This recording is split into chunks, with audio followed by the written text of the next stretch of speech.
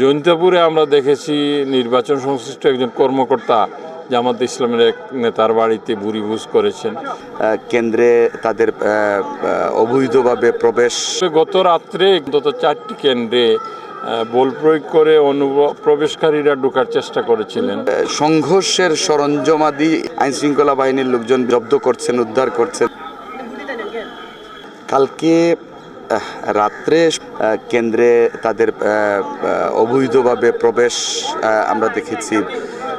জটলা বেঁধে সেখানে প্রবেশ করে একটা ভীতিকর পরিস্থিতি তৈরি করার একটা প্রবণতা আমরা দেখেছি। এবং গতকালকে সকাল থেকে আমরা এই যে সংঘর্ষের সরঞ্জামাদি যেগুলো আছে সেগুলো আইনশৃঙ্খলা বাহিনীর লোকজন বিভিন্ন জায়গার থেকে, বাসাবাড়ির থেকে জব্দ করছেন, উদ্ধার করছেন। 6 নং ওয়ার্ডের একটা সেন্টারে গতকালকে রাত্রে আমরা অনেকগুলো বাঁশ এবং মারামারির হাতিয়ার উদ্ধার করতে আমরা দেখেছি। গত রাত্রে কিছু সমস্যা হয়েছে।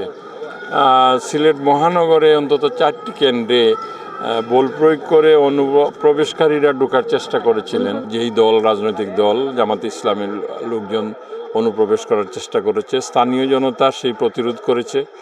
তাছাড়া আমরা একটি কেন্দ্রতে দেখেছি ফেক অবজারভার হিসাবে 3 জনকে ঢুকতে চেষ্টা করা, এই আইনশৃঙ্খলা বাহিনী তাদেরকে উঠায় নিয়ে এসেছে। এটা সিলেট মহানগরে। এবং বালাগঞ্জে একটি কেন্দ্রেও ঠিক অনুরূপভাবে বল প্রয়োগ করে সেন্টারের মধ্যে জামাতের প্রতিদ্বন্দ্বী প্রার্থীর সমর্থকরা ঢোকার চেষ্টা করেছে, সেইখানেও এই ব্যবস্থা হয়েছে। ফেঞ্চুগঞ্জেও তাই হয়েছে।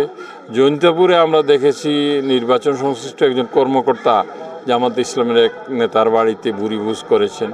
এই বিষয়গুলোর আমরা তাৎক্ষণিক এই সংবাদ পাওয়ার সাথে সাথে আমরা রিটার্নিং অফিসারের দৃষ্টিতে নিয়ে এসেছি। তাছাড়া আইনশৃঙ্খলা বাহিনীকেও আমরা জানিয়েছি।